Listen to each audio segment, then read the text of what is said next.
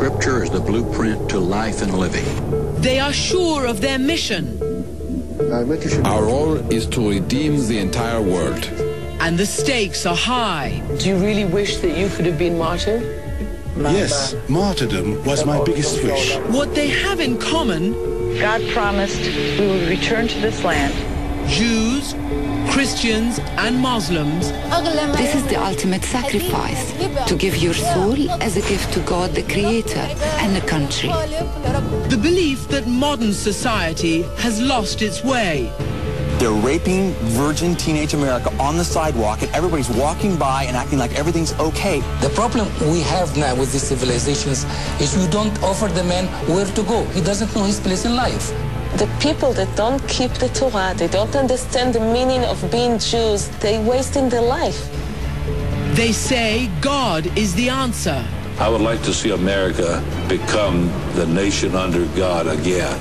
But their battle to save the world has caused anger, division, and fear.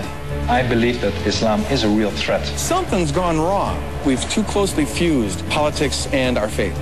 I fear from those individuals who feel that they will go to heaven by killing me. I fear for my life.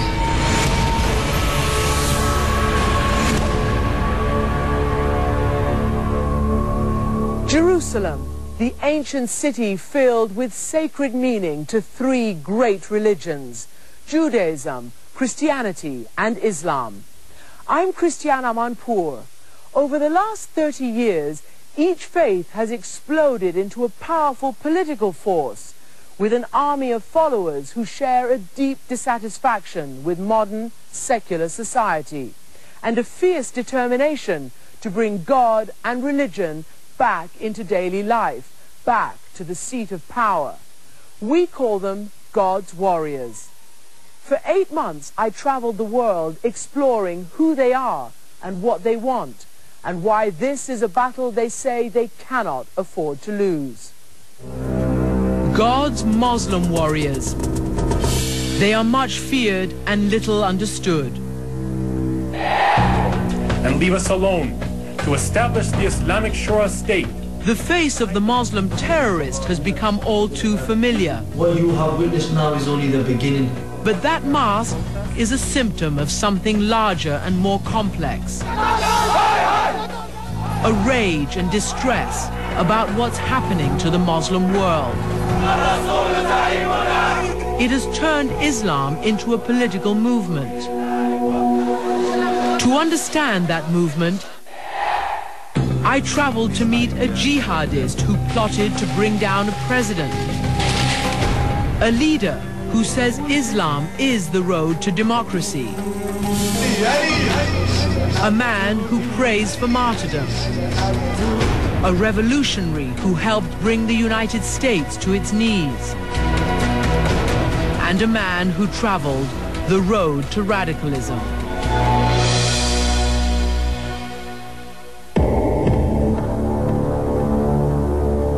June 29th, 2007. A disaster just barely averted. 2 car bombs set to explode on London streets that failed to detonate. The next day, another vehicle rammed into a Scottish airport, Glasgow. The alleged terrorists were Muslim doctors, men who have taken an oath to save lives. The scene was an eerie reminder of an attack 2 years earlier, when 52 people were killed, 700 were injured on London's bus and subway systems. It was Britain's 9/11. Until you stop the bombing, gassing, imprisonment and torture of my people, we will not stop this fight. Now you too will taste the reality of this situation. As shocking as the violence was the fact that the subway suicide bombers were homegrown terrorists raised in Britain. What would make these Muslim men turn against their own country? I talked to one man who may know the answer. Ed, what makes a young teenager from a pious Muslim household become a radical? In my case, I think initially I was duped. It's a slow, gradual process, developing ideas that were confrontational, that were radical, that were extremist. Nobody questioned me other than my parents. As a child, Ed Hussein's parents brought him to pray here at the moderate Brick Lane Mosque in London's East End. But at 16, call it a religious awakening or teenage rebellion, Ed ran away from home and through the gates of this hardline mosque. And people at the mosque said to me that this was a choice between God and family. Here, Ed found an ideology that put him on the road to radicalism. I bought this book here, and it's prominently displayed there, attached to the mosque. Sayyid Qutb, for example, of this particular book, is the same man who is an inspiration to bin Laden and Ayman al-Zawahiri and others. So these are the godfathers of Al-Qaeda. So it's being sold as a religious duty to kill innocent people on the basis of their religion. In the grip of this ideology, Ed soon joined an even more radical group known as Hizb ut-Tahrir. They're a group of individuals who have members right across the world who are dedicated to overthrowing every single Arab government, every single Muslim government, and setting up an expansionist global state in the Middle East. And in their words, it's a launch pad for a jihad to go out to other countries. So it's basically creating an Islamist empire. And they operate here in England? Absolutely. Openly? Openly, in large numbers, on university campuses to this day. Hizb ut-Tahrir openly admits they are working for an Islamic empire.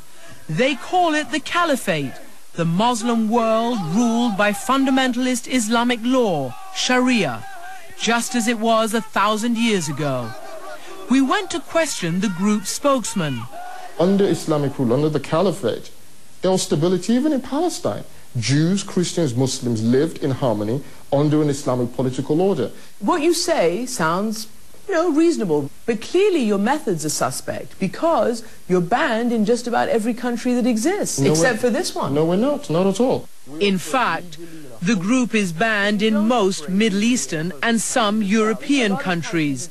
But Mustafa says it's Muslim governments that are the problem, not his organization. So let's be clear that it's the tyrants in the Muslim world who are afraid of the revival of the masses. What's more, he denies Ed Hussein was ever a member. That's false. I attended cell structure meetings for 2 years. My direct instructor wasn't anybody ordinary, it was a deputy leader of Hizb ut-Tahrir. I radicalized this entire college. In 2 years, there were Muslim women walking around in veils and face covers.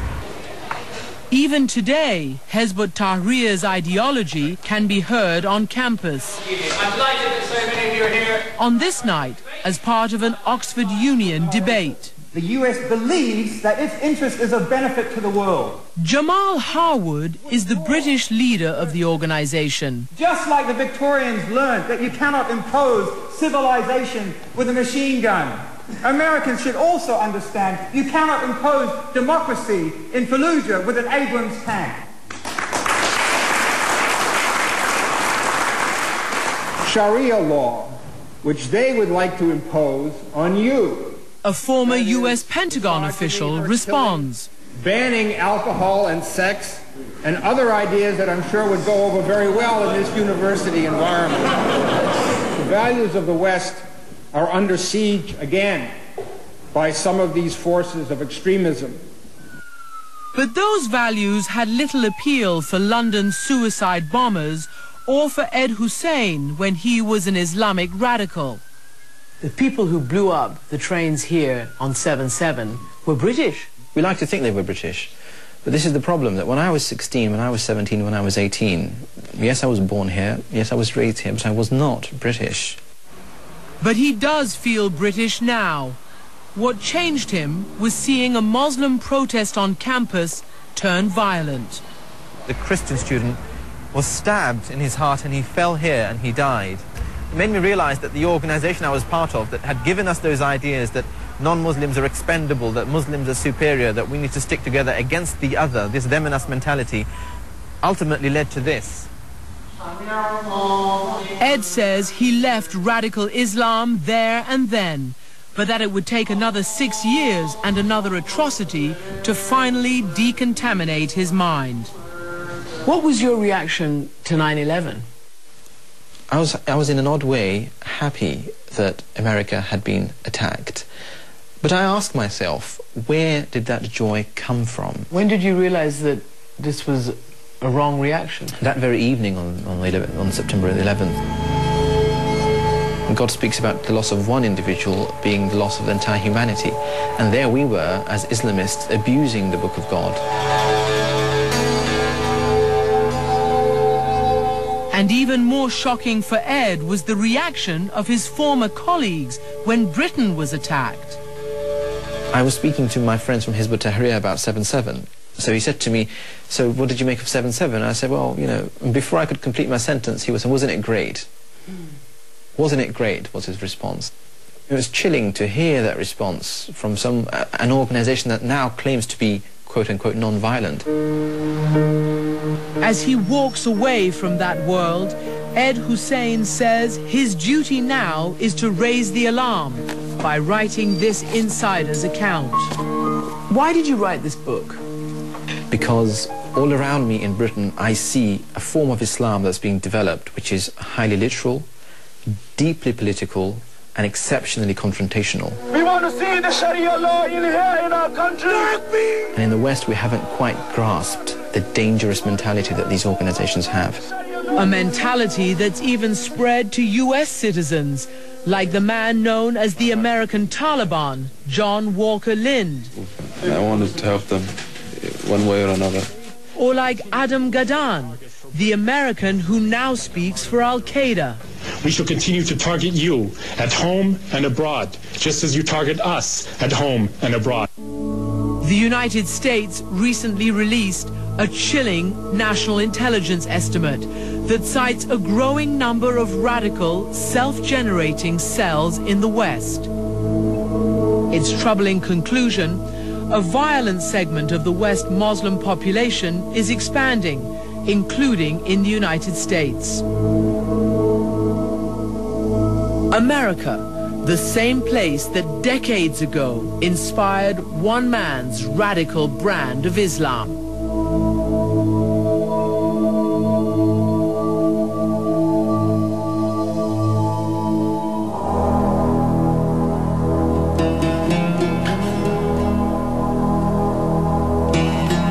This great America, what is it worth in the scale of human values? I wish I could find somebody to talk with about human affairs, morality and spirit. Not just dollars, movie stars and cars. It is a moral indictment of America written in the 1950s.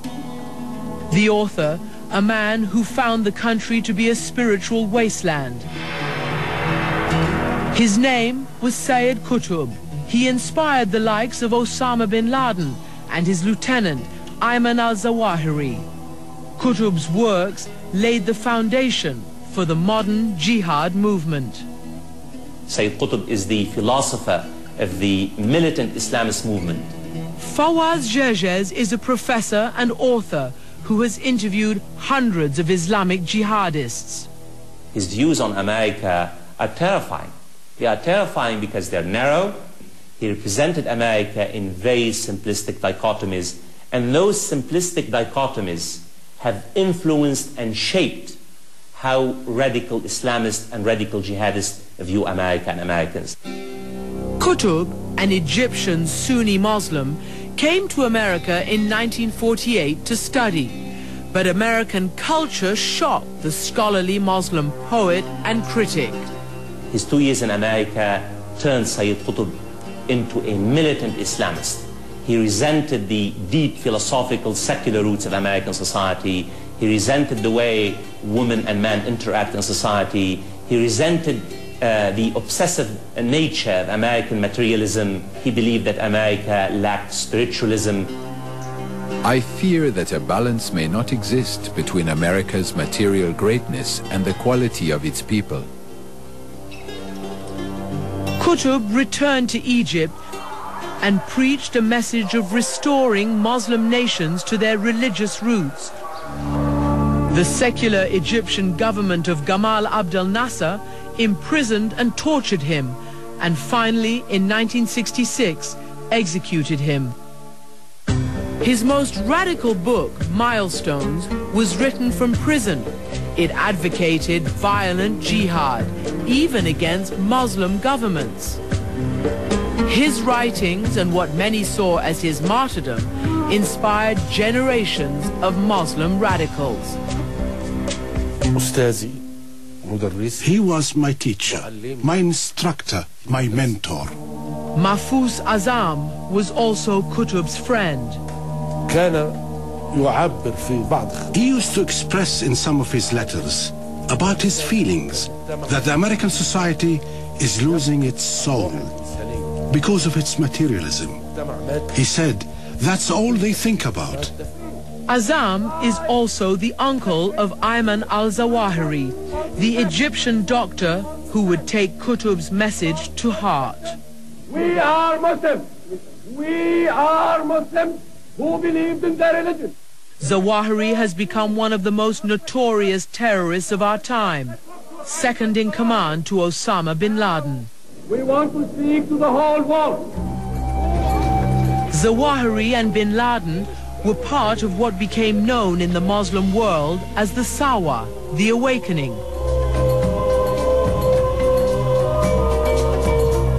A religious movement in the 1970s that pitted young, reform-minded Sunni Muslims against their established governments. If Sayyid Qutb provided the inspiration for these future jihadists, Afghanistan was their call to arms. In 1979, the Soviet Union, officially atheist and communist, invaded Afghanistan. It was an affront to Islam. Thousands of young Muslims signed up for jihad, a holy war against the invader. Osama bin Laden was one of them, and his exploits in Afghanistan gave him credibility as well as a base. I have benefited greatly from the jihad in Afghanistan. It would have been impossible for me to benefit as much from any other opportunity. The Soviets, worn down by the Mujahideen, the Muslim warriors, eventually withdrew from Afghanistan. Bin Laden would go on to establish Al-Qaeda. Zawahiri, the Egyptian doctor, would become his advisor. Both men inspired by the words of Sayyid Qutb. About the same time Sunni Muslim jihadists were taking on the Soviets, the Shiites, God's warriors in another Muslim country, were about to give America its first taste of Islamic fundamentalism.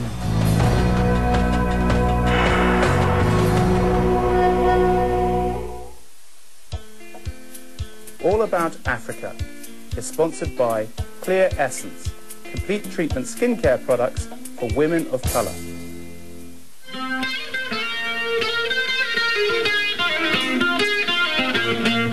The notes from his guitar float through the air in Bamako, Mali. His father is Ali Farkatori, a two-time Grammy winner and one of the most well-known musicians out of Africa. Now 26-year-old Via Farkatori is following in his father's footsteps, using a mixture of African and Western sounds to appeal to listeners across the globe. The goal is simple, to use the music of a family to give back to Mali.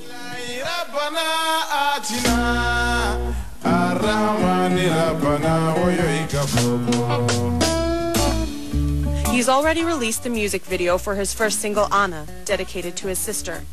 The video tries to capture the relationship between Via's music and his family.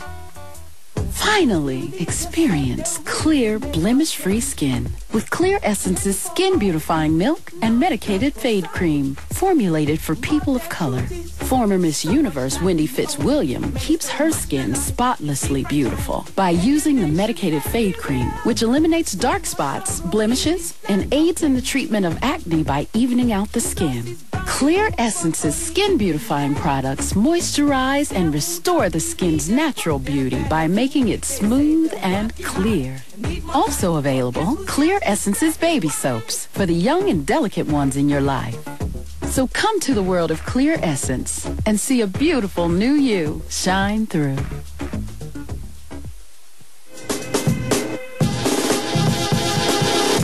The world's greatest golfers choose to play at one of the world's greatest venues, Dubai. Home of the Dubai Desert Classic. A golfer's paradise, with courses designed by the players themselves. Come golf in Dubai. Visit golfindubai.org. I could do anything for you. Would you do anything for me too? Anything for you.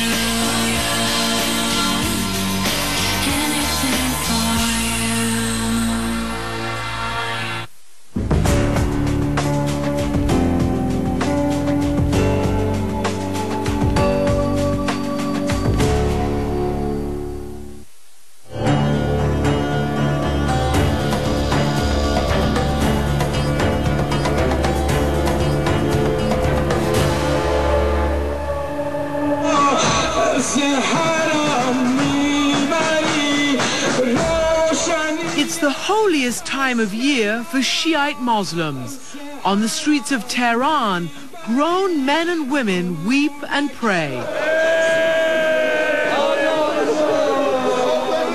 The city stopped dead in its tracks, from the main streets to the bazaars, as people across Iran relive the great religious dramas of their faith. I grew up in this country, and as a reporter, I come back, because it is here that 28 years ago, God's Muslim warriors rocked the world. This is where America first tasted Islamic fundamentalism, when Islamic revolutionary students stormed the embassy and took American diplomats hostage for 444 days. And this set off a wave of Islamic fundamentalism throughout the Muslim world. What were the Iranians reacting against? The Iranians were reacting against decades of Western interference. You can see this as Iran's declaration of independence. The ruler of Iran, the Shah, had been restored to power in the 1950s in a CIA coup. He was rushing to modernize his country, like his father before him. The Shahs in Iran used to make their soldiers go out with their bayonets at the ready, ripping off the women's veils and tearing them to pieces in front of them in the streets. Mohammad Reza Shah ruthlessly crushed dissent and exiled mullahs who challenged him. The most prominent, a firebrand cleric named Ayatollah Khomeini, blasted back, calling the Shah the enemy of Islam. He brought the whole of Iran out onto the streets by pointing out the injustice of the rule. With Iran's constitution in one hand and the Quran in the other, Khomeini offered up Islam as the antidote to corruption and Western dominance of Iran. And I think many of the Iranians saw it as a purifying ritual. Khomeini and the revolutionary mullahs were able to speak to Shiite traditions, not to Marxism or secularist ideals that had no grassroots among the ordinary people. With Khomeini's revolution came the world's first modern theocracy, a fundamentalist Islamic republic that stood up to the United States and humiliated a superpower. We felt very strongly for the independence of our country. We felt very strongly for the dignity of the Iranian people. We felt very strongly about the intervention of the American government in our affairs. Masumeh Ebtekar would eventually become Iran's first female vice president, pushing for more democracy. But back in 1979, she was the voice of the revolution. These people are spies working in the United States Embassy. We were not terrorists, we were not militia, we had no training, no military training. This was a student movement, a genuine student movement. But they knew that they had to take some sort of unconventional step. Unprecedented in the history of global diplomacy. Exactly. That unprecedented act was the takeover of the American embassy in the heart of Tehran. The relationship between Iran and the United States has never recovered.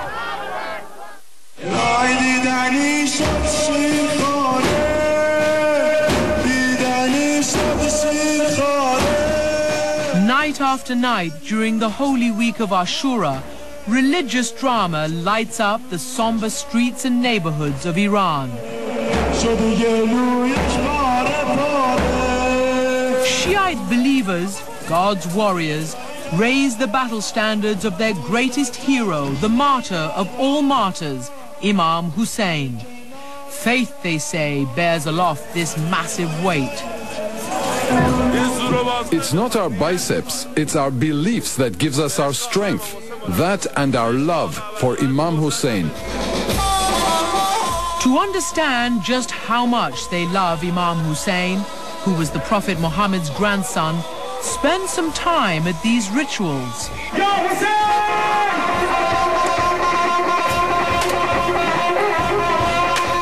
For Shiites, about 1/10 of all Muslims, his story represents the eternal battle against oppression and injustice, and the willingness to sacrifice even one's own life for that struggle. Which is what Imam Hussein did in 680 AD.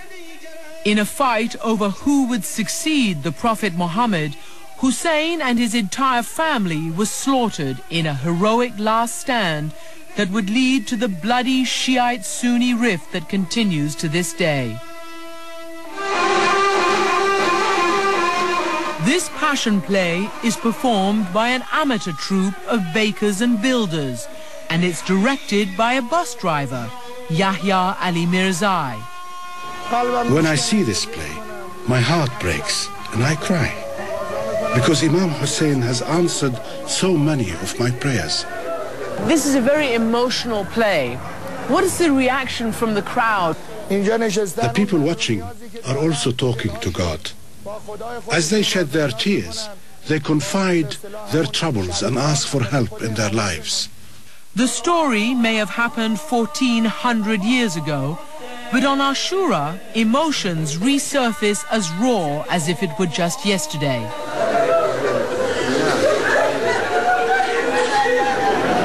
I sat in the women's section of the audience, next to Nasreen. I love Imam Hussein and I would love him to visit my home because I've seen the miracles he's performed. One day I was penniless and I didn't know what to do. But after praying to Imam Hussein, I found 50,000 riyals in my drawer. I have seen many such miracles. Nasreen and the other women can watch, but they can't be on stage. That's because Islam bars women speaking publicly when young men are present. But in the story, there were women. His family were killed. But back then, how shall I say, young men were purer. Now we have to cast men to play the roles of women. For instance, this mustachioed maiden. The drama, though, is not diminished. It's more than 1,000 years ago since this happened. Is it still relevant to Iran today? For us, it's still important. Just like it was during the Iran-Iraq war, when young Iranians didn't hesitate to be martyrs. Iran's 8-year war with Iraq is seen here as a triumph of faith. In 1980, Iraq's President Saddam Hussein invaded Iran. Hussein was supported by the Soviet Union and the United States. They saw him as a bulwark against the spread of Iranian-style Islamic revolution. The world assumed that Iraq's professional army would score a quick victory. But nobody reckoned with Ayatollah Khomeini's holy warriors. Waves of young boys who volunteered to become martyrs, clearing minefields by running across them. Nobody had ever seen anything like it. 8 blood-soaked years later, hundreds of thousands of young men and boys had been injured or killed, inspired to fight on by their first martyr, Imam Hussein. Back then, Amir Fakhr was one of Khomeini's holy warriors. Tonight, as he prepares free food for the Ashura crowds in Tehran, he tells us how he volunteered to fight when he was barely a teenager, seen here on a hilltop during the battle. I was 13 when I went to the front. You went to the war at 13 years old? How did they allow you to go at 13? I did whatever I could. In the beginning, I was trained to defuse landmines, and when I was battle-hardened, I ran messages on foot. Did you think of Imam Hussein when you were at the front? He was my example.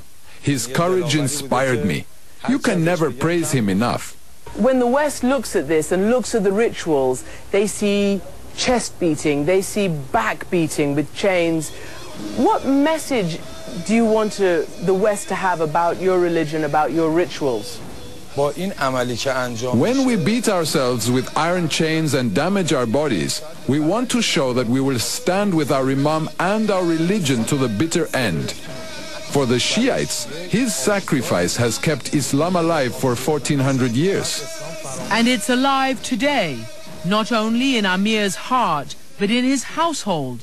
He's brought me to meet his family. This is my son, Abbas, and this is Ali. Amir's 2 little boys are named after his 2 brothers who were killed in the war with Iraq, dying to defend their country. More than 20 years later, his mother doesn't regret the family's sacrifice. Kubra, you're a mother, and you sent your 13-year-old son to the front. You lost already 2 sons. How could you have done that? I never wept for my sons when they went to war. In fact, I was happy. I would have been angry if they refused to go. Is religion that important in your life? During the Ashura war, one of the Imam Hussein's disciples was decapitated, and his head was thrown at his mother. But she flung it back defiantly, saying, "Whatever I give to God, I don't want back."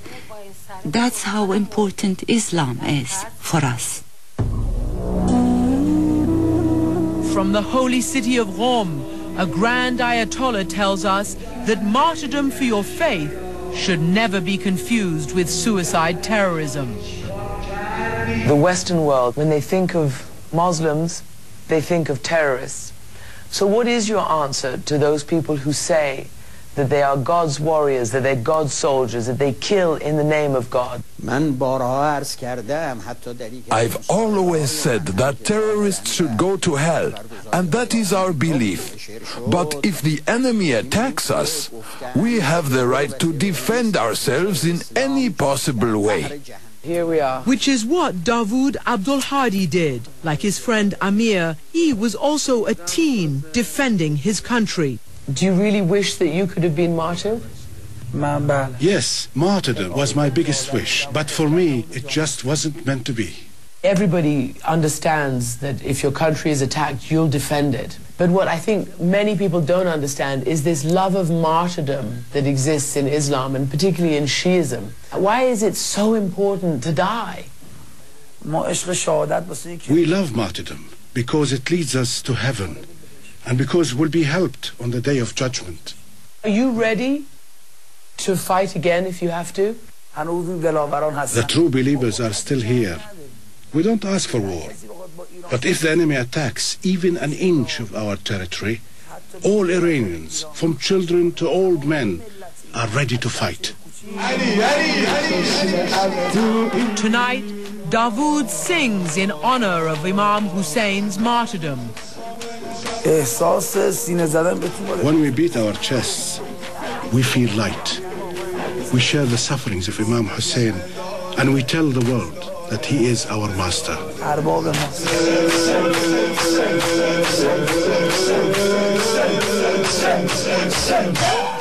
With Iranians ready to fight and die if they have to defend their Islamic State, in Egypt, a president was assassinated to bring that country closer to Islam.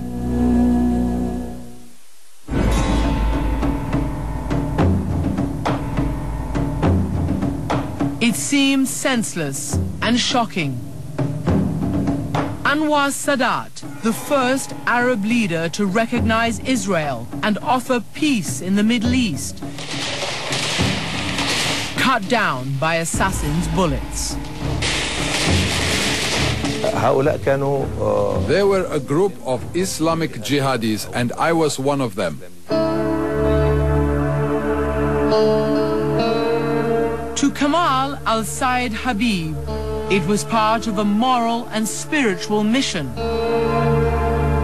For more than 2 decades, he was a key figure in the radical Islamic movement. I traveled to Cairo, a crowded, bustling city of 18 million, to meet him. I knew that Sadat would be killed a few days before he was killed. Although he wasn't one of the shooters, Kamal was part of a paramilitary group that plotted to bring down the Egyptian government and replace it with an Islamic State. What did he represent to them? Why did he get assassinated by them? He adopted Western modernization and established a relationship with Israel. And to us, that was like an earthquake. After the assassination, Kamal was imprisoned for 10 years. These photos were taken just after his release. In prison, he became an influential leader among fellow jihadists. In a prison essay, he wrote that the struggle between Islam and Christianity will not end unless one opponent defeats or annihilates the other. Like many in his generation, he was inspired by Sayyid Qutb, an earlier inmate in Egypt's prisons who redefined the word jihad. Kamal, like other fundamentalists I met, echoes Qutb's criticism of America. America and the Western world have a moral problem. They look at the human being only from a materialistic point of view. Qutb wrote that Islamic values are the cure for spiritual emptiness. He urged Muslims to purge the world of Western influence, if necessary, by force. Fawaz Gerges describes one of Qutb's books, Milestones, as the manifesto of the jihadi movement. And Milestone says, listen, your mission in life is to replace the secular, non-Muslim society government that exists in this part of the world with authentic Islamic State. And you must do it. You must do it using all means at your disposal. Qutb's writings were a call to arms for Kamal al-Habib. To this day, he believes Egypt should be an Islamic state. Do you believe Sharia should be the law today, here in Egypt? No.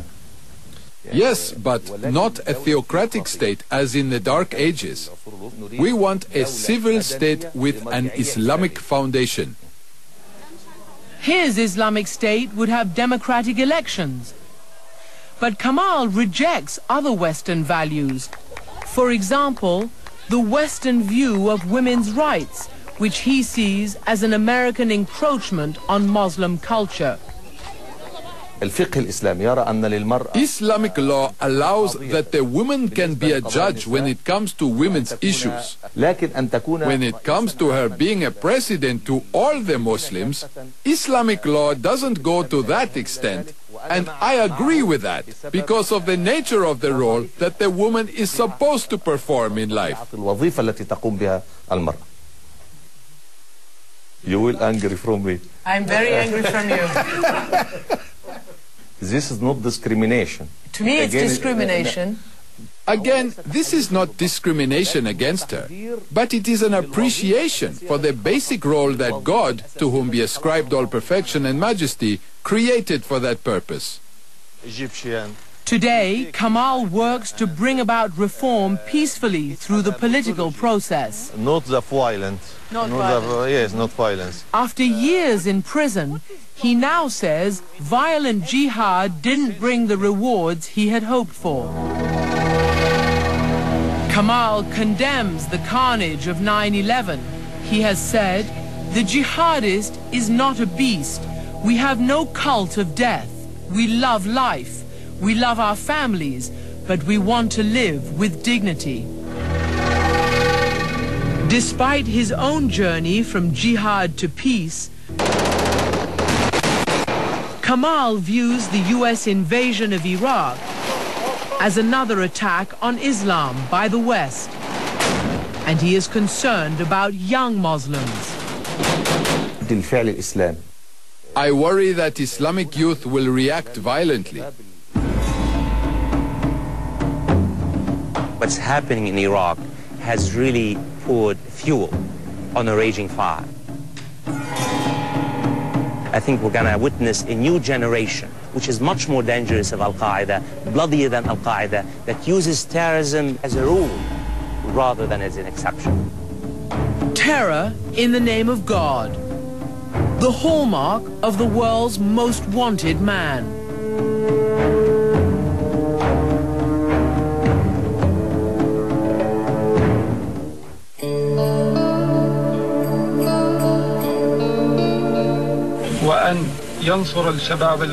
May God give victory to the young men who perform jihad to win His approval. He believes he's doing something good, and he believes he's right. Bin Laden believes that he's doing God's will, and that if he doesn't do what he's doing, that God will punish him.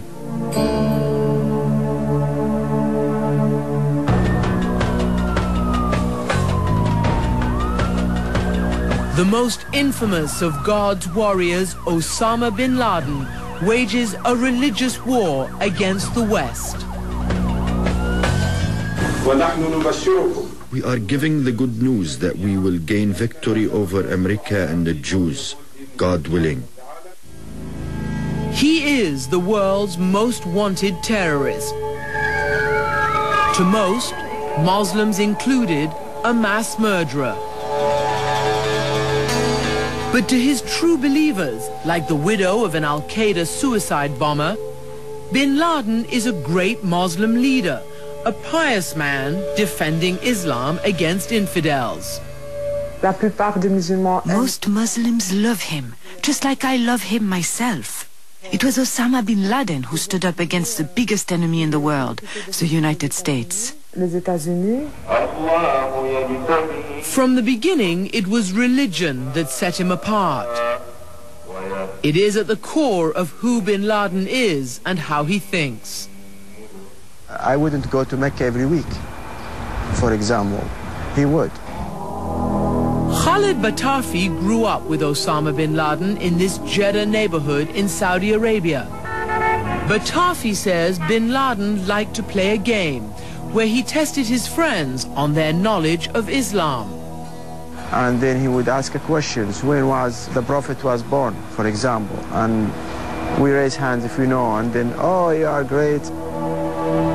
Over time, Batafi saw his friend become more and more devout, striving to live according to his ultra-strict interpretation of the Holy Quran. No pictures, no music. And after that, not even TV. unless there's news. Bin Laden's religious devotion went beyond living a simple, pious life. He spent time in the Saudi desert, exposed to harsh conditions, believing it was his duty to prepare to fight and defend Islam. The opportunity came in the 1980s in Afghanistan. For most jihadis of Bin Laden's generation, the first holy war. He organized his own all-Arab army to battle the Soviets occupying the Muslim country. Young Arabs he was recruiting were willing to martyr themselves, willing to take incredible personal risk, willing basically to take one-way tickets to Afghanistan to go and fight the Soviets. His army would eventually become known as Al-Qaeda, and Bin Laden would himself fall under the influence of the radical Egyptian doctor Ayman al-Zawahiri, number 2 in Al-Qaeda. Again and again, Bin Laden is influenced by Egyptian ideas, Egyptian political organizations, and Egyptian people, and they tend to move him in a more radical and militant direction over time. Zawahiri helped hone Bin Laden's focus on toppling secular governments in the Middle East to create a vast Islamic nation without borders, a caliphate. He wants to go back in history to the golden age of Islam, the pure Islam.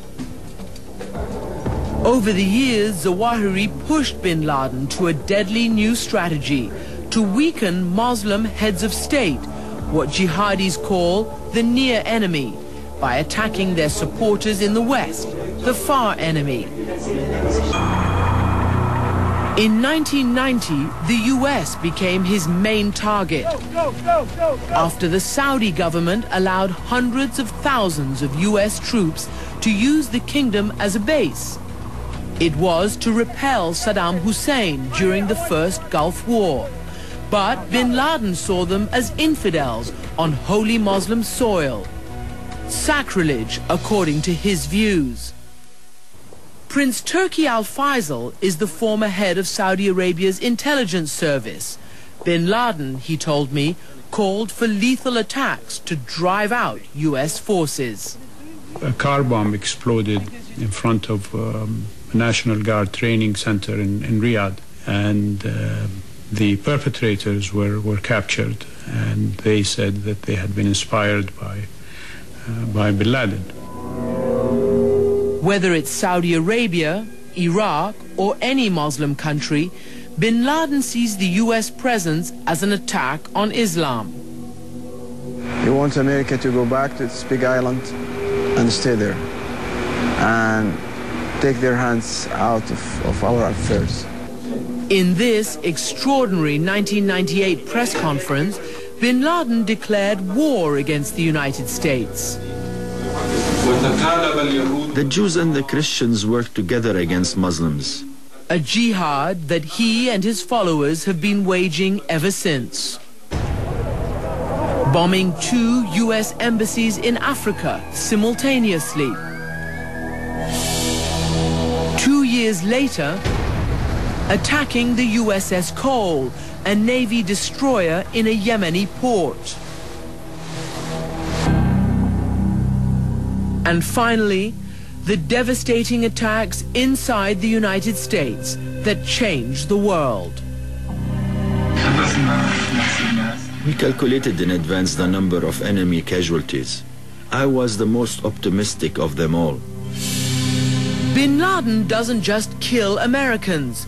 Al-Qaeda attacks in Asia, Africa, and elsewhere also have left fellow Muslims dead, and now Al-Qaeda also targets Muslims, those they call infidels, in places like Iraq. It's their battle to control Islam itself.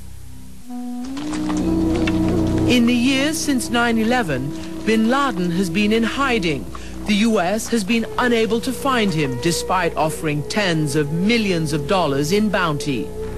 But his presence is still felt, his theology of violence still preached in his lieutenant's taped declarations. You are not facing individuals or organizations, but in reality you are facing the Islamic nation, whose soul is now inhabited by the spirit of jihad. It is a twisted message of religion and politics, a call to terror that for some continues to resonate. When you hear his voice, it makes you want to stand up right away and leave and join him.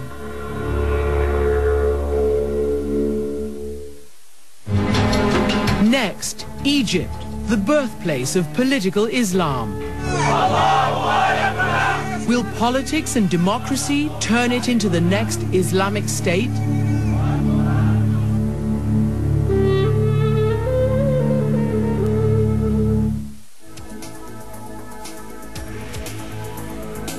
Art of Life, in association with Cyprus, the year-round island.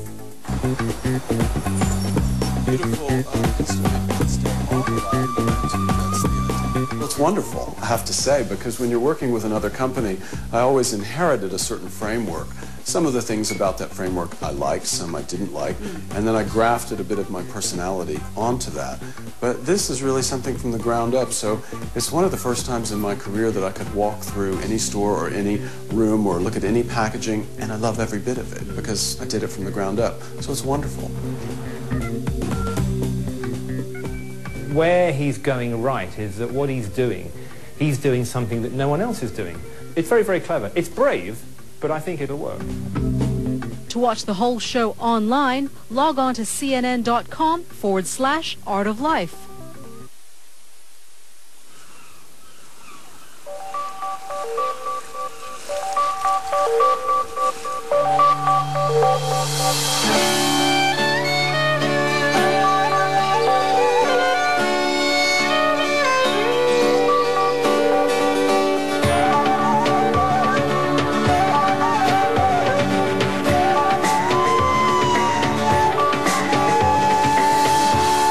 Cyprus, the year-round island. このリポートを明日の朝までに仕上げといてくれ。はい。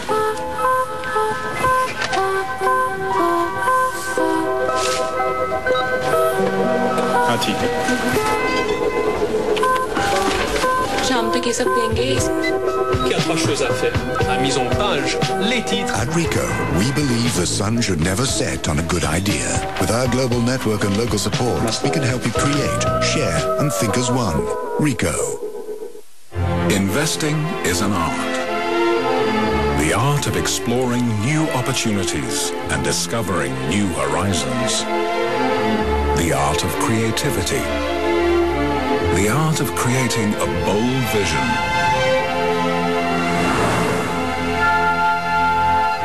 And with a portfolio of diverse investments, there is an art to creating success. ARTOC, the art of investment.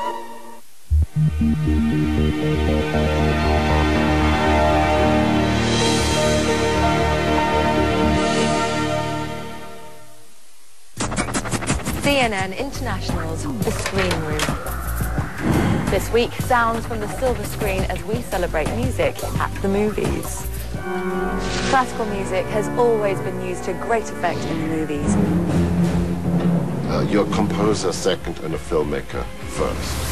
The Screening Room, where movies come to life. In association with the Greek National Tourism Organization on CNN. They're from different places, with different opinions, but they've one thing in common. They talk to CNN. When it's in the headliners are on CNN. Tomorrow, meet God's Christian warriors. On the front lines of a battle they believe is for the social, political, and religious future of America. Christiane Amanpour reports. Tomorrow on CNN.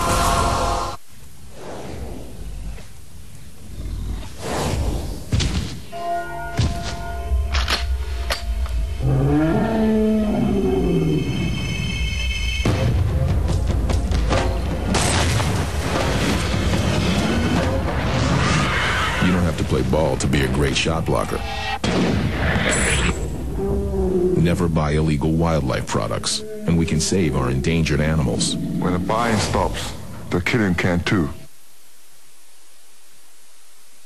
A holy killing in Europe, waiting for the Messiah. An American woman's jihad. God's Warriors continues. Christian Amanpour reports.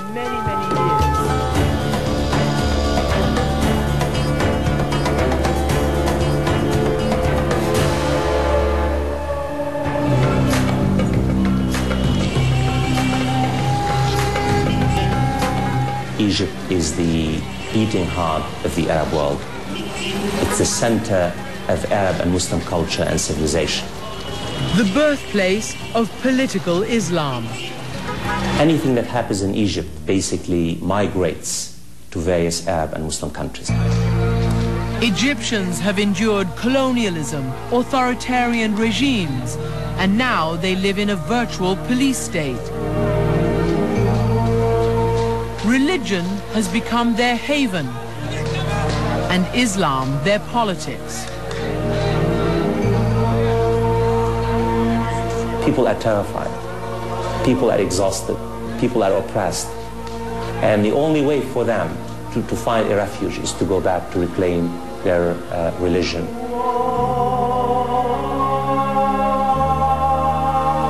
Reclaiming a central role for religion in a new democratic Egypt is the mission of the Muslim Brotherhood. It's now Egypt's most powerful opposition group. Headquartered on this quiet Cairo street in a nondescript apartment house. I dropped in for a visit. From CNN? Can we come in? Good to see you again. I was met by its supreme guide or leader, Mohammed Akef. Now, it's quite a small office, isn't it? Very small. We can control over the world. We can control the world from here, is what he said. Numbers have grown for the Muslim Brotherhood as Egyptians have turned to religion as the antidote to the secular government. The Brotherhood campaigned under the slogan, Islam is the solution. Despite being banned by the government, its candidates ran as independents in the last elections in 2005, and they won nearly 20% of the seats in parliament. We are the true owners of this stage. The stage is ours. The majority of the people support us. They are with righteous Islam. But the Brotherhood has a notorious past. Members assassinated a prime minister in 1948, and 6 years later attempted to kill the Egyptian president Gamal Abdel Nasser in their drive to rid Egypt of its secular government. Osama bin Laden was influenced by the Brotherhood, and his second-in-command, Zawahiri, was a member. But the group has now officially renounced violence, and today's Supreme Guide claims it was never condoned. It wasn't a part of the Muslim Brotherhood as a group, but they were individuals. Individuals who took certain actions that they are solely responsible for. The growth of the Muslim Brotherhood's political base has caused fear that Egypt, a strong U.S. ally, could become another Islamic state. Is the Muslim Brotherhood potentially as scary as what happened in Iran? No, I don't believe so. The Muslim Brotherhood is a mainstream, moderate Islamist political party that subscribes to the rules of the political game. There are signs everywhere here that more people are openly identifying with Islam. When I walked through Cairo, I found myself in the minority because most women now wear at least a veil, even as they shop for fashionable clothes, shoes, and lingerie. So walk through the door to the open mouth. Gayad Khalik does not fit the stereotype. playing guitar and singing Western songs with her father. But even she would never consider removing her veil in public. I chose to keep it on because I do believe in modesty and you shouldn't be showing off. Gihad Khalik is the daughter of a prosperous, well-educated Muslim Brotherhood family. Her grandfather, Farid Khalik, has been a member for more than 60 years. He spent 12 of those years in prison, where he says he was tortured. Her father, Osama, is a businessman and founded an airline. To him, a secular state is one without moral purpose. The problem we have now with these civilizations is we don't offer the man where to go. He doesn't know his place in life, what he should do with his life. Is there an independent judiciary? People fought for that. Yes. They didn't get it yet. Osama and his wife invited me to dinner. Can I serve you? At their house in a Cairo suburb. What does religion mean in your daily life and your political life? Of course, it's a great influence. We spent much of the evening discussing religion and politics. Osama knows that many people fear a religious state. And when the Muslims said our Islam is everything, it is politics, it is life, it is everything, people get afraid. But he and his father Farid believe that an Islamic government can be democratic. We accept a democracy because it's really the best system. And would these be free elections forever or free elections one time? La, ever. But many are worried about the true intentions of the Muslim Brotherhood leaders, whether they'll impose Sharia, strict Islamic law. I mean, many people are worried about it. Women are worried about the application of the Sharia. Minorities are worried about the Sharia.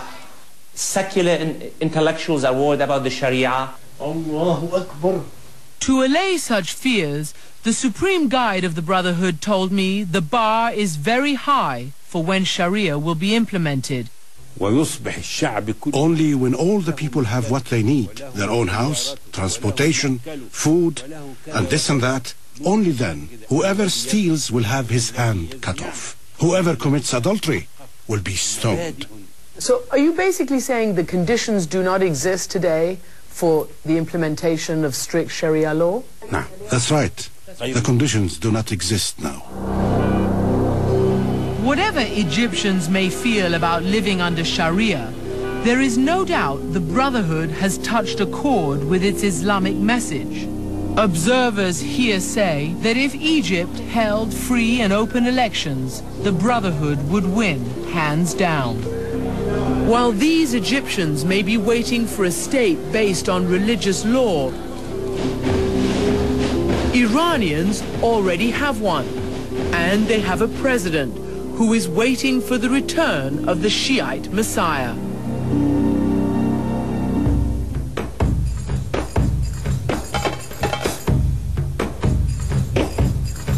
Once again, the drumbeat of discord is rising between a resurgent Iran and a worried West. The Iranian regime sponsors terrorists and has advocated the destruction of our ally Israel. Mahmoud Ahmadinejad, Iran's president, openly defies worldwide pressure to suspend his country's nuclear program, and he alarms the West with his frequent diatribes against Israel and the United States. The leaders of America want to resolve issues worldwide using force, arms, and bombs. And when he first addressed the United Nations, Iran's fundamentalist president seemed to see himself as a man on a divine mission. Almighty Lord, I pray to you to hasten the emergence of your last repository, the promised one. Upon his return to Iran, he told an Ayatollah in the holy city of Rome that he had mesmerized his audience. One of our people said that when I praised God the Almighty, He saw light around me, and I was placed inside an aura till the end of my speech. And for 27 minutes, the leaders of the world didn't blink. I'm not exaggerating, because I was looking at them and they were transfixed, as if a hand was holding them. Ahmadinejad now disavows that tape and claims it's a media concoction. But he has reportedly made his entire cabinet take an oath of allegiance to the hidden Imam, a 9th century Shiite cleric who's a direct descendant of the Prophet Muhammad. He is meant to come back one day as a Shia messiah. President Ahmadinejad repeatedly says that his government must hasten that day.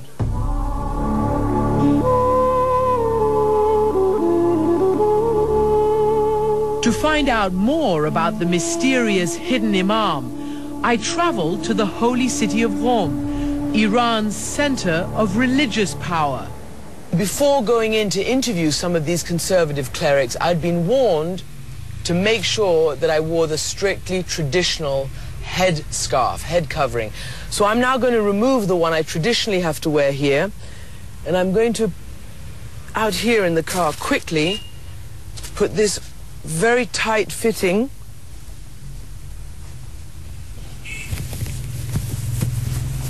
covering over my head. I can't do it. So I went to this Islamic dress shop for some professional advice. So this lady is helping me because it's actually rather difficult to organize. There's an elastic band around the back of my head, holding all this in place. Can you believe these women have to do this every day? By the time I was deemed sufficiently covered, the head of the Bright Future Institute studying the hidden Imam wouldn't look at me anyway, nor would he shake my hand, because I'm a woman. My name's Christiana Amanpour from CNN, and we've come to find out about the Bright Future and how you see it. You are welcome here, and we are at your disposal. I discovered that the hidden Imam mysteriously disappeared centuries ago, and that God has kept him alive since then, so that he can return one day and usher in a new era of peace and Islamic justice. This center is waiting to welcome him, and it's abuzz with activity. Clerics pore over religious texts, and people even call in to ask exactly when the hidden Imam is coming back. The phone's ringing. Right now, clerics tell me, the Imam is hiding like the sun on a cloudy day. That's the message they're sending even to children all over the world. I want to go to a faraway land, and I want us to go on the journey together, to ride on the clouds and go to the land of dreams, the land of wishes, to the end of the world. What are the conditions? What has there to be in the world for the hidden Imam to come? All the world's ideologies will falter. Communism came and went, and liberal democracy will also fail. And when nobody can provide a solution, that's when the hidden Imam will appear, saying, I'm the answer, and he'll save the world. If Christians and Jews don't follow the hidden Imam, clerics say there will be trouble. If Judaism and Christianity don't recognize him, conflicts are possible. So God will send Jesus to mediate. And he says Jesus will tell the whole world to follow the hidden Imam. But until that day, thousands of pilgrims come here to Jamkaran, the shrine of the hidden Imam. They drop their petitions into the well of requests. And it was none other than President Ahmadinejad who ordered the shrine to be refurbished. He believes the day of judgment is near, and that sustains him as he confronts the West. When we return, meet the women of Iran. How do they fit into the fundamentalist dream?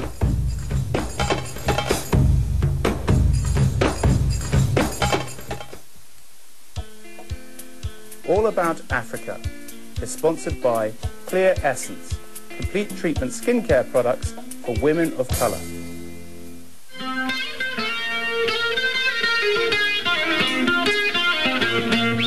The notes from his guitar float through the air in Bamako, Mali.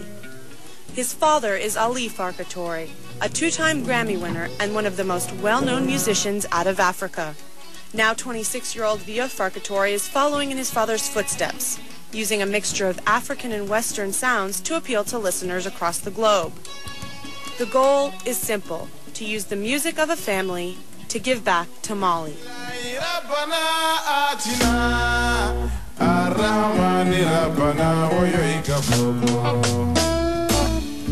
He's already released the music video for his first single, Anna, dedicated to his sister. The video tries to capture the relationship between Via's music and his family.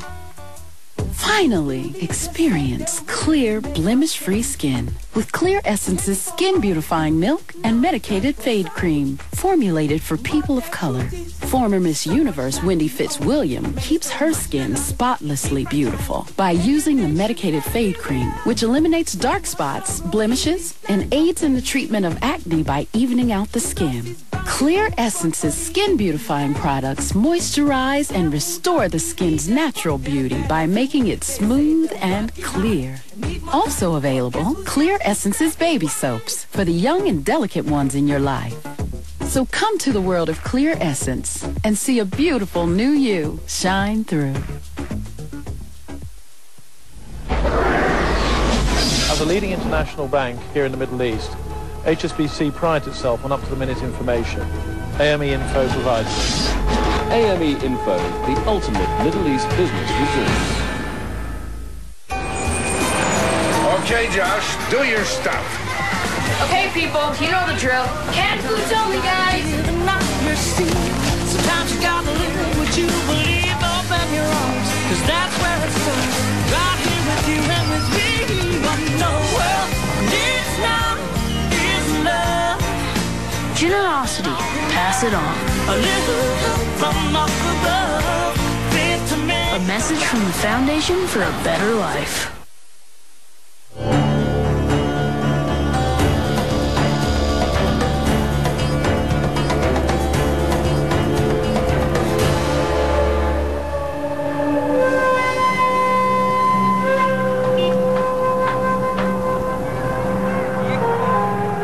Far from Iran's capital, in rural Zanjan, Rafat Bayat is doing what politicians do, meeting her constituents. How many women MPs are there? Bayat is one of 13 women in the Majlis, the parliament of Iran's Islamic Republic.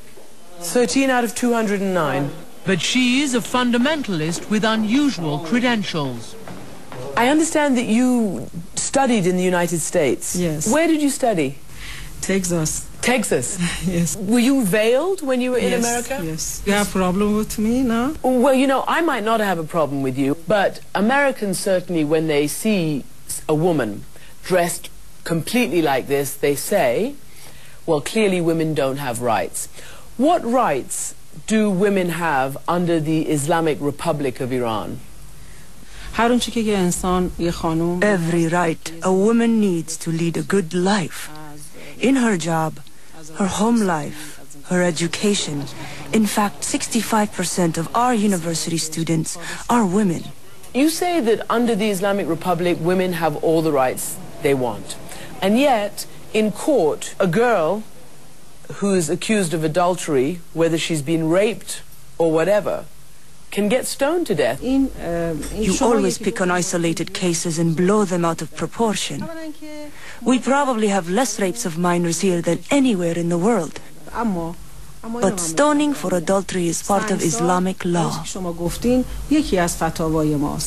I can't imagine any religion that would say it's all right to stone a young girl to death, no matter what she's done. We've only had 3 to 4 cases of stoning in the past 28 years. Do you not think it's violent to stone a woman to death? If Islamic law mandates a specific punishment to stamp out a specific vice, I will defend it, even if the whole world is against it. Understand? But recently, Iran's highest court exonerated religious vigilantes who had killed 5 people in the name of moral purity, including one couple just for walking together in public. It's important to say that none of the great world religions has been good for women.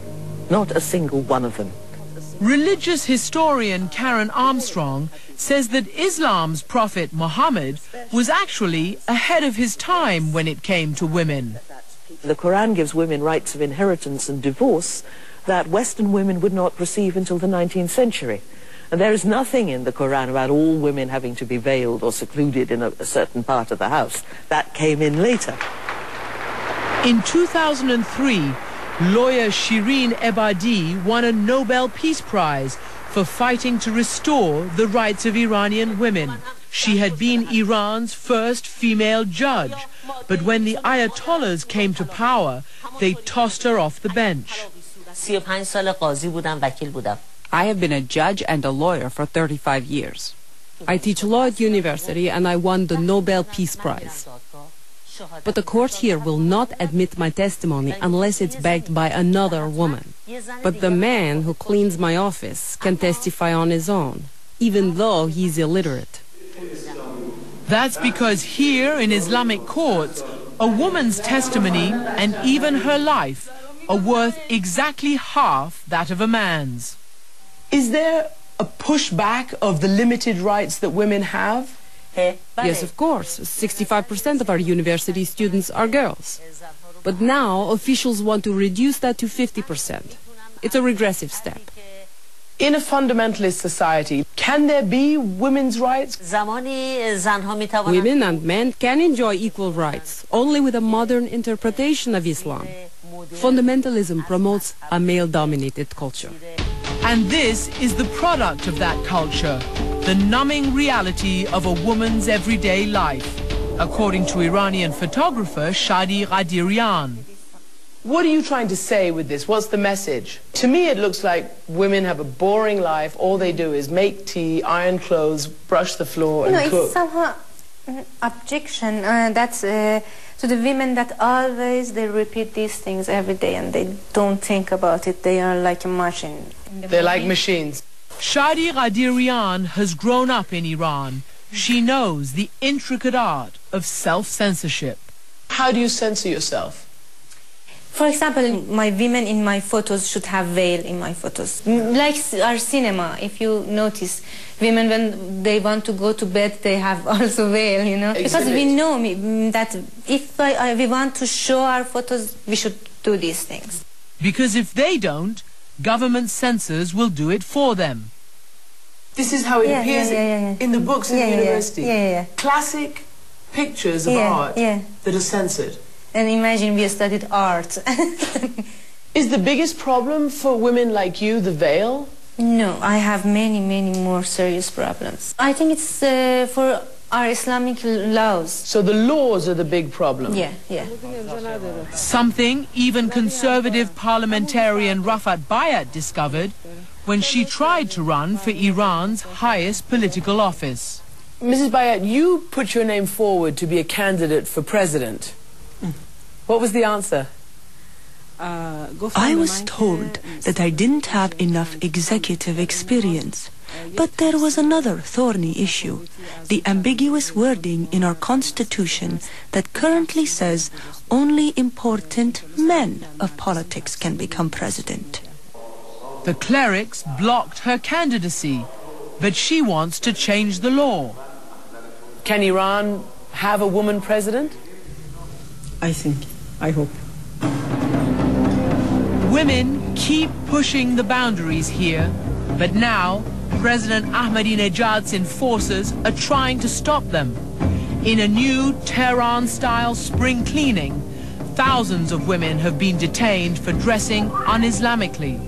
Like this woman screaming as she's pushed into a police car, according to the bystander who captured it on his cell phone. Many women in Iran are refusing to go quietly. If they try to turn the clock back, they will set off an explosion. Next, why a Muslim woman in America takes the veil. It's a requirement by God. he wants us to cover.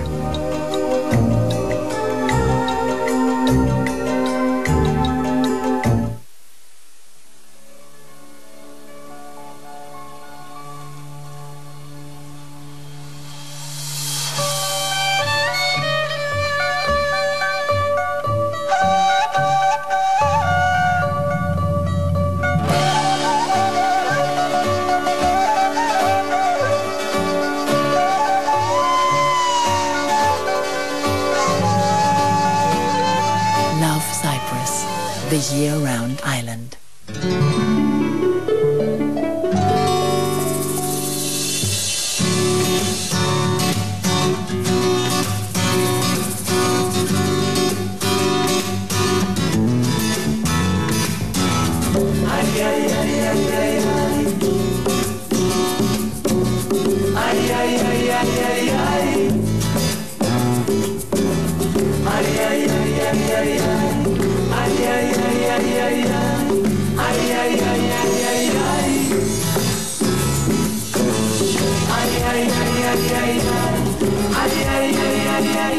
Together we create will.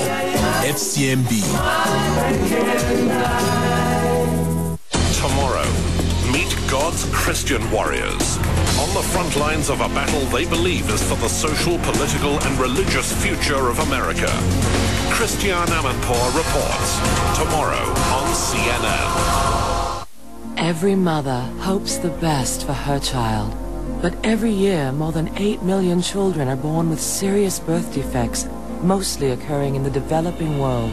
These children deserve a fighting chance. Many defects could be easily prevented if expectant mothers received basic nutrition, immunizations, and information on pregnancy. Find out what you can do to prevent birth defects. The March of Dimes, saving babies together.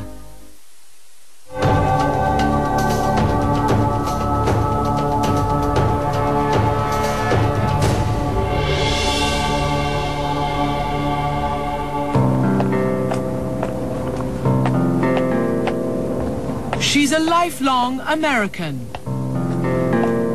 When I was growing up, we mowed the lawn, we shoveled the driveway when it was snowing. Born and raised in Islip, Long Island. I was very involved in sports. But Rehan Siam is a jihadist, just not the sort you're thinking of. The word jihad means struggle. I treat me wearing hijab in the United States as a struggle. Jihad itself, struggle. That's my jihad. I mean, holy war, really? Who made that up? That's really a very bad translation. It's a self-struggle. Living in a secular society where you have to work to maintain your Islamic values, that's jihad. Rehan Siam's parents came here from Egypt. They were devout. But like so many immigrant children, she was a typically Americanized teenager. So when I'd be called to pray by my parents, I would just run between commercial breaks and wash up and pray and run back, and hopefully I didn't miss my TV show. But as she grew up and went to college, in what was now a post-9/11 world, she began to get closer to Islam. And one morning, she made a decision that would change her life, to wear the hijab, the traditional Muslim headscarf. It was very dramatic for me, and I remember how, like, even now thinking about it, it really does make my heart beat a little bit faster, because I was making a decision I knew was permanent. You put on hijab, you don't take it off. So I said, that's it. Rehan's jihad isn't violent, not even close. But it is public. It is a deliberate display of faith. Not just covering her head, but swearing off alcohol, praying 5 times a day, which isn't easy in a typically busy American life. Sometimes it's uncomfortable if you're in the mall. What do? Where are you going to go? Pray in your car? Rehan is part of a new generation among America's approximately 2 million Muslims. Young Muslims here are becoming much more religious than their parents. And this is being expressed by more women wearing headscarves, the increase in mosque attendance, more mosques being built, more Muslims wanting to attend Islamic schools rather than the public school system. Genevieve Abdo is the author of Mecca and Main Street.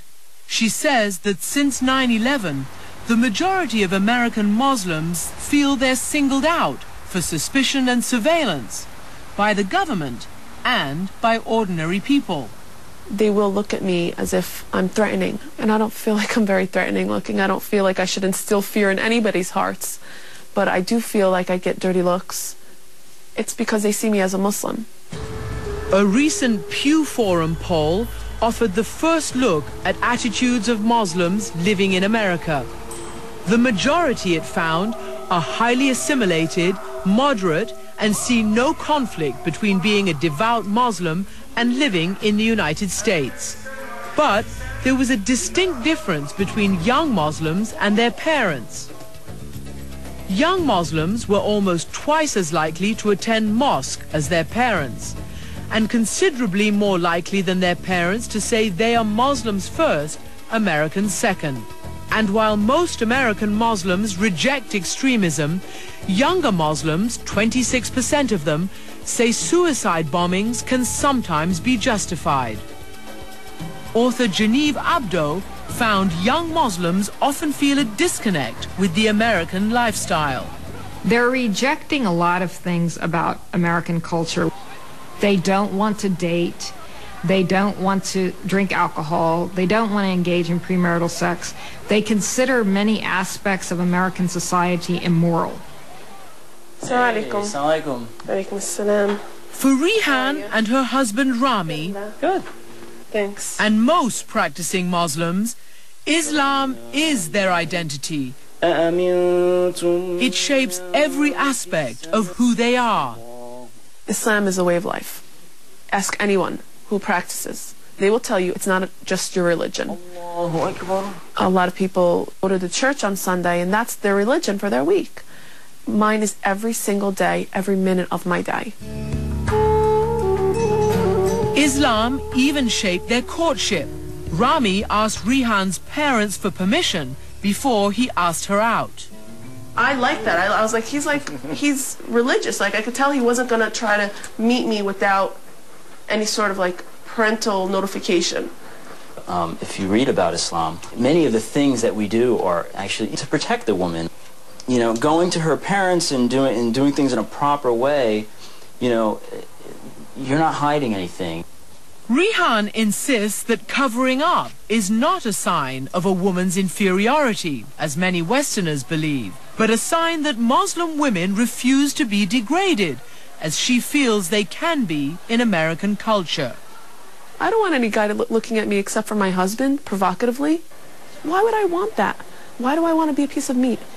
A feeling echoed by religious historian Karen Armstrong, who herself used to wear a habit as a former Roman Catholic nun. In some ways, it was very liberating.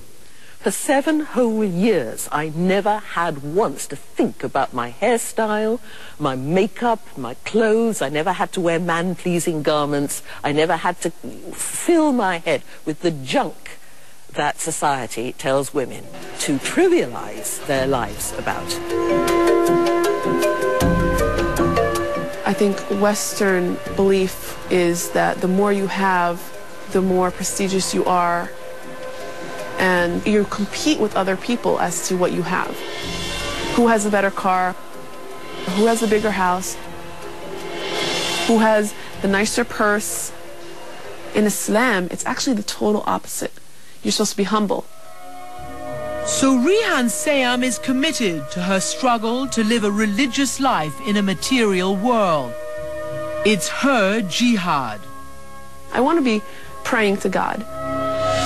I'm lucky that I wake up every morning, I could think of God. I don't think that everybody has that, and I think that I'm lucky for it.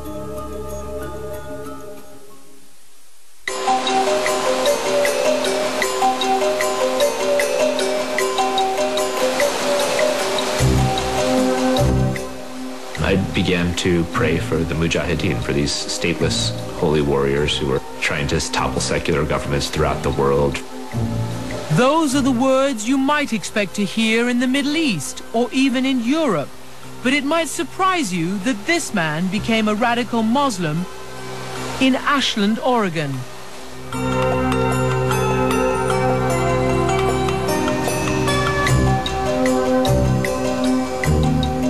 Ashland's an adorable countercultural town with very liberal, progressive, and tolerant ideals. David Gartenstein Ross was born Jewish to parents who call themselves mystics.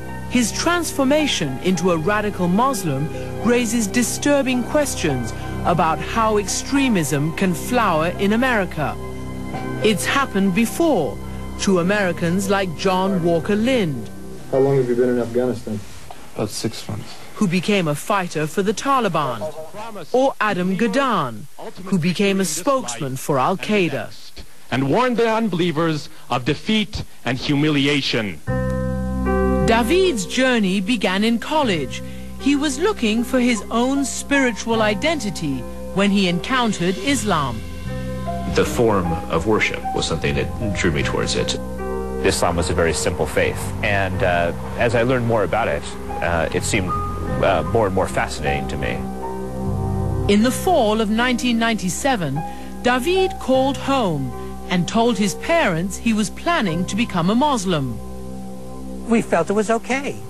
We were glad that he was going to study something, and hopefully seriously, and we were happy with Islam. Home for a visit, David met local Muslims here at this makeshift mosque in Ashland. And it was then that I saw my first radical sermon. His argument was that the West was so inherently corrupt, so inherently anti-Islamic, that if we stayed in this society, that inevitably our faith would be eroded. The mosque would soon trade in its humble home for a hilltop headquarters. The house off to the right, that's the house where we used to have prayers.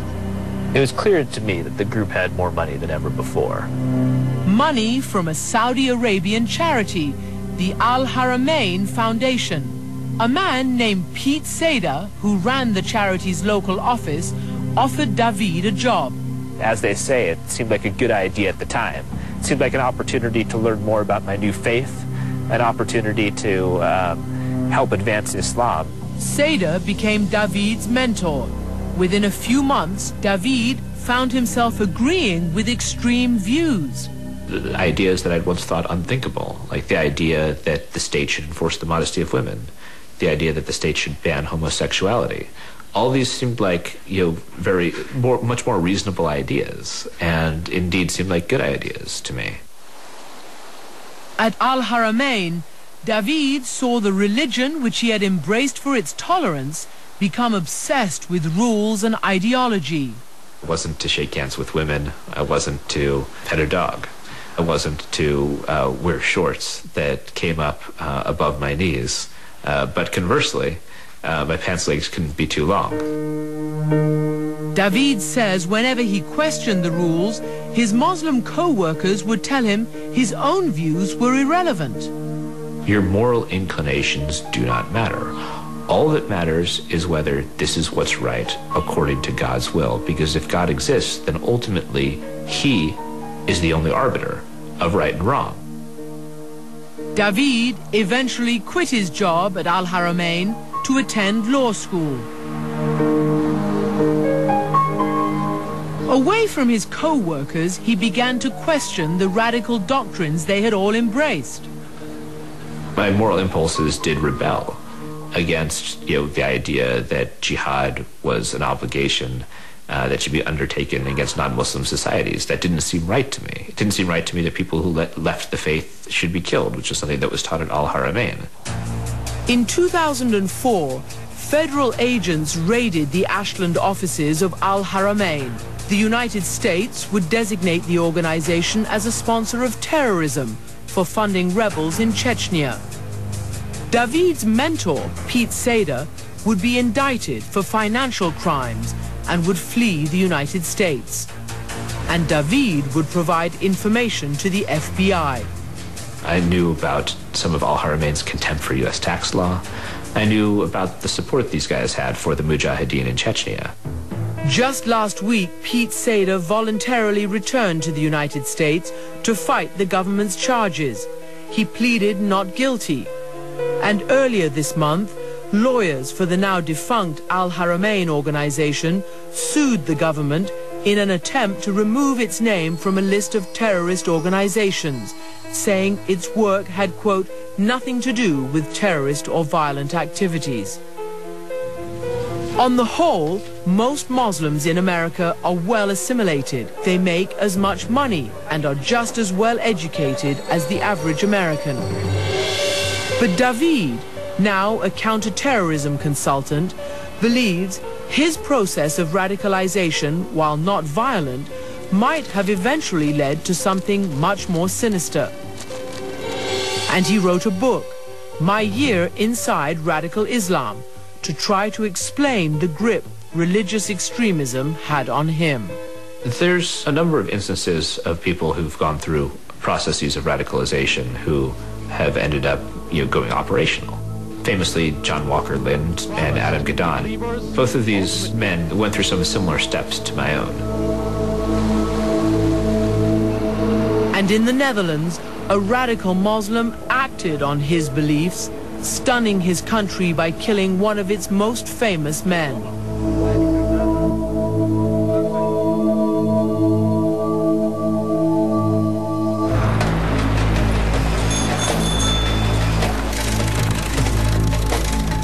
Amsterdam, November 2004. Scene of a grisly and shocking murder. The victim, the great-grandnephew of artist Vincent van Gogh. The killer, Mohamed Bouyeri, a homegrown radical Muslim. Bouyeri gunned down Theo van Gogh as he rode his bicycle, and then he cut his throat, nearly decapitating him. And this whole killing of Van Gogh in Bouyeri's ill mind was a sort of holy killing, a sort of sacrifice, like killing an animal. A holy killing? In the Netherlands? A country known for its windmills, its canals, and its tolerance. A new battlefront between God's Muslim warriors and the West. Bouyeri was part of a Dutch terrorist cell called the Hofstad Group. Another member had plans to blow up government buildings and kill politicians in parliament in a suicide bombing. Just as you have spilled the blood of Muslim citizens in Iraq, we will spill your blood here. Many of the group's members were sent to prison.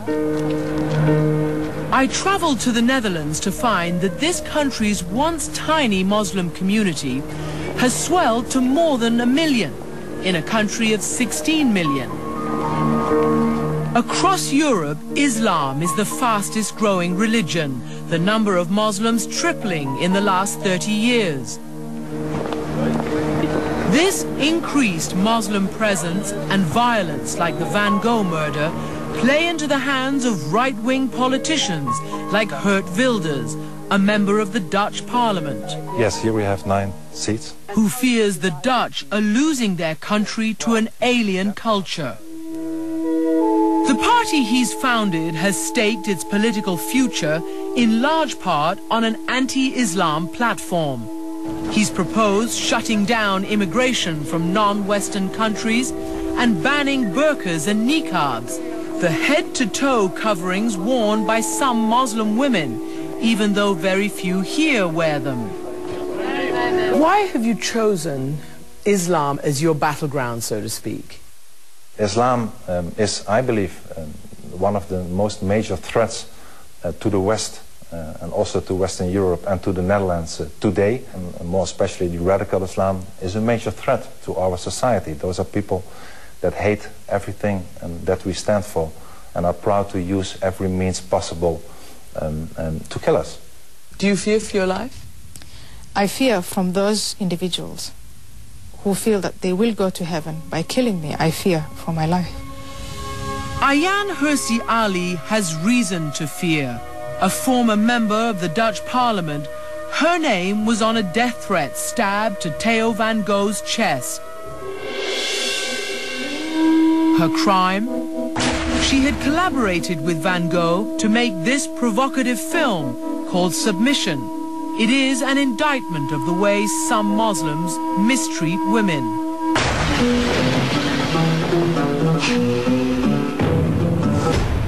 Hirsi Ali was born in Somalia and raised in a devout Muslim family. She rebelled when her father chose a man for her to marry.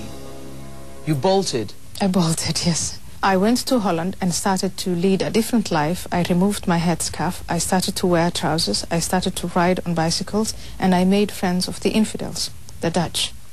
She became a Dutch citizen, then an atheist and an outspoken critic of Islam. In 2003, she was elected to Parliament. She says that even in Europe, religious tradition dominates many immigrant Muslim households, and women are subjugated by family members, suffering abuse and even death. Fathers who, when girls choose to go finish school or find their own boyfriends, beat them or kill them. That's happening today? In Holland, in Germany, in France, in the UK. They will say it's because of my religion, and you need to respect my religion. The Netherlands is perhaps the epitome of a liberal, secular society where prostitution is legal and quite visible, and where you can smoke marijuana in a cafe. As in much of Western Europe, religious worship has dramatically declined, except among Muslims. The devil is always present, even when you eat, even during intercourse. Imam Fawaz Junaid, leader of a mosque in The Hague, believes Muslims are under attack, victims of religious discrimination. There are some who want to challenge the Muslims' beliefs and the Muslims' values, and here lies the problem. Junaid even asked God to punish people like Van Gogh and Hirsi Ali, who he believes are attacking Islam. What are people meant to think when you, an imam, says, for instance, "Oh God, blind Hirsi Ali like you have blinded her heart. Please bring cancer to her brain and to her tongue"? I mean, what are people meant to think when they hear somebody like you saying that? We did say that prayer in a time when they were attacking Islam and lying about it. And we didn't have anyone who would carry our voice to the media. And Muslims in reality are like any nation that is under attack. They would be in a state of boiling anger.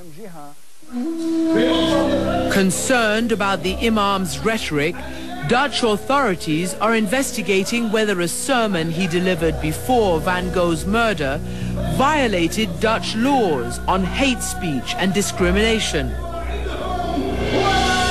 Moderate Muslims here say the Dutch backlash from the Van Gogh murder has put them all under siege. There were mosques that were attacked. Islamic schools were burned. So the atmosphere was very, very tense. Ahmad Marcouch is a Muslim member of Amsterdam City Council. He says that most young Dutch Muslims aren't radical or violent, but worries that some could fall prey to extremist influences. The problem is that we don't have an Islamic civil society that can help the young people to find their answers for their questions, religious questions. If we don't organize that, we're going to lose a big group in extremism. Extremism like that of the Hofstad group. Emerson Vermaat, a Dutch investigative journalist, has spent years studying the group and the murder of Van Gogh. There was a meeting in the Hofstad group in Amsterdam, and they said we must do something. We must maybe kill someone, but we must take action, we must revenge. Allah has been offended, the Quran has been offended. They would sit together, they would watch videos with beheadings and read the Quran together and then plot jihadi activities. It is a twisted version of Islam fueled by the culture clash here, but also by a steady stream of internet websites which offer radical Islam as the antidote to Western culture. This extremism has generated an extreme response from far-right politicians like Geert Wilders. Can I just quote something to you, something that you said? That if Mohammed lived here today, I would propose tarring and feathering and hunting him out of the country as an extremist. Yes. Yes. Well, this is what I said. And you stand by it? Of course. You don't think it's extreme?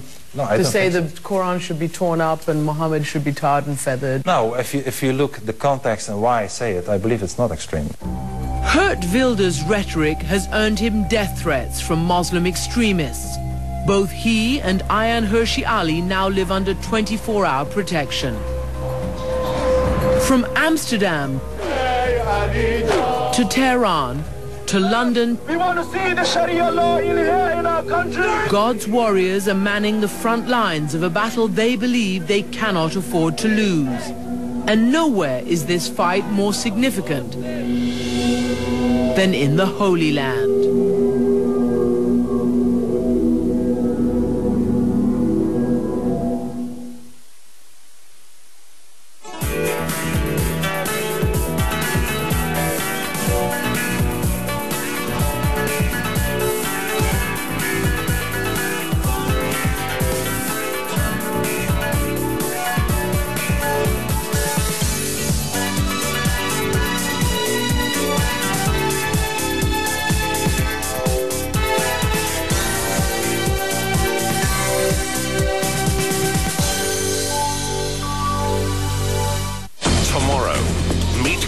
Christian warriors on the front lines of a battle they believe is for the social, political and religious future of America. Christiane Amanpour reports tomorrow on CNN.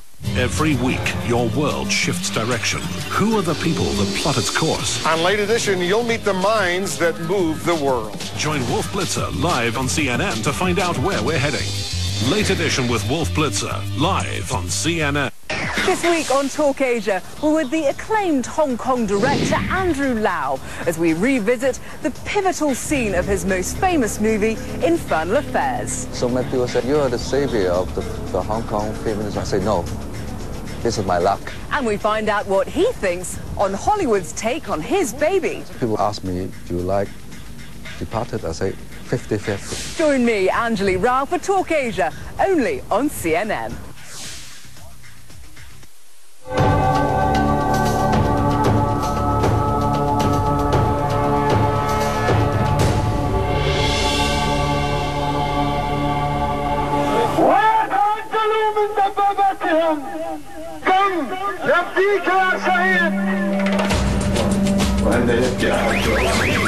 The radical Palestinian group Islamic Jihad opened fire at random. It was mass murder and terror on an Israeli street. For the gunmen, it was martyrdom. The dearest thing to a human is his soul. So this is the ultimate sacrifice, to give your soul as a gift to God, the Creator, and the country. A young man was dead. For most families, it would be a terrible loss, but not for this one. For this family, it was an honor. I am proud. He went to God. I am not sad, and I'm not sorry.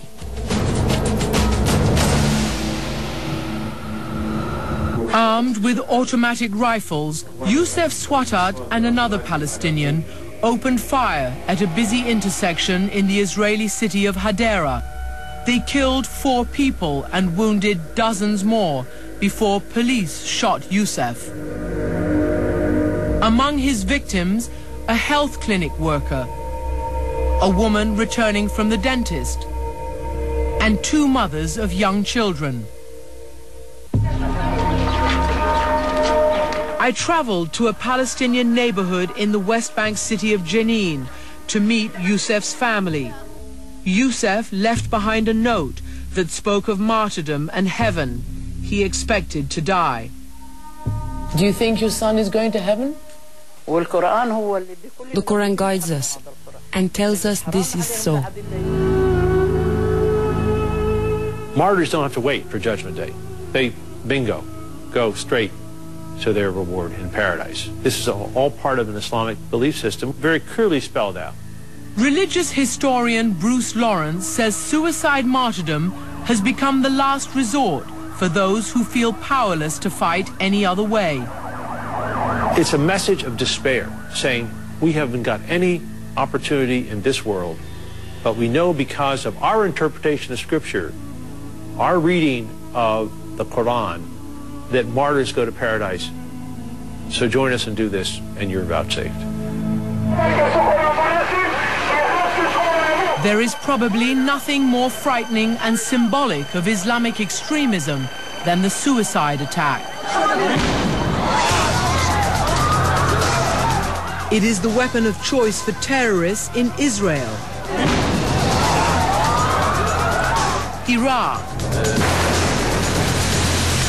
Indonesia,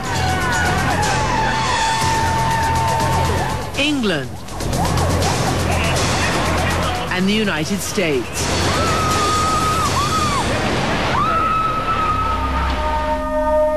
While those who turn themselves into human bombs are a tiny minority, they leave millions terrified and bewildered about how someone can kill in the name of God.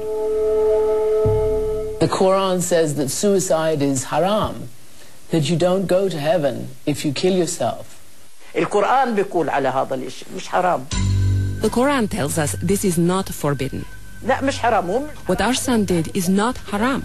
Shouldn't it be forbidden for Israelis to kill our sons in front of our eyes? Yusef's family says they had no idea he was preparing to die. He wanted to get married and to have kids. His ambitions were about having a house, a car of his own.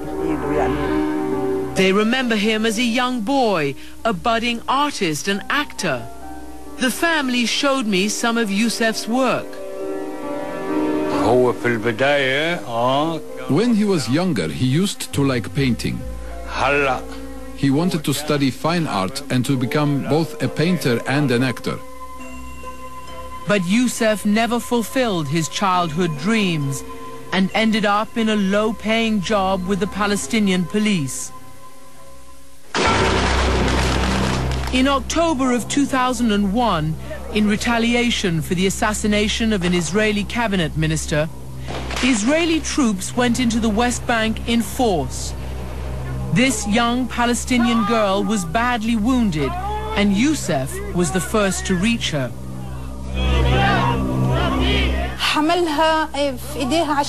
He carried her to take her to the hospital, but she died in his arms before he got there. It was a horrible scene, and Yusef couldn't take it. He couldn't save her. Did he start changing after that? He stopped laughing and talking to us in the house. He was no longer how he used to be, joking, talking to everyone. He became silent and quiet. He started to pray all of the time, to fast, and spend most of his time in the mosque, even sleeping at the mosque, and always carrying the Quran and praying. Yusef, distraught over the girl's death, was ripe for recruitment by the Palestinian Islamic Jihad, a terrorist group that wants an Islamic state where Israel is today. They claim responsibility for numerous suicide attacks in Israel since the 1990s. Among them, killing 9 and injuring dozens at a restaurant, leaving 5 dead and many more wounded at a nightclub, and on a crowded bus, murdering 14 and injuring 50. Yusef's friends say Islamic Jihad supplied him with the weapons for his mission. In all honesty, I never wanted my son to reach this point. When it came to my own son carrying out an attack, I was surprised and confused because my son is very dear to me. But they seem to find great comfort in seeing their loss as a divine mission, their son's suicide as martyrdom, as portrayed in this Islamic Jihad poster. Martyrdom is the highest level of sacrifice. We all wish to be martyrs, me, my mother, father, and all the Palestinian people.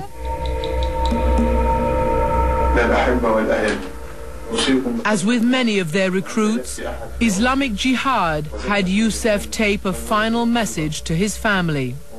My brothers and my mother, who is really precious to my heart, and all those whom I love, I send you all my regards and peace, and I ask you not to be upset, because this is martyrdom. And I ask you to pray for me and for all Muslims to achieve victory. Heaven is precious, your brother and your son. Muslims, like people everywhere, abhor terrorism. The small minority who resorts to violence is symptomatic of something many of us have failed to understand. God's warriors, the emergence of millions of people around the world who view life through a religious prism and who fear that modern society is trampling their beliefs. With this report, we have tried to bridge the gap of understanding about the Muslim world. I'm Christiane Amanpour. Thank you for joining us.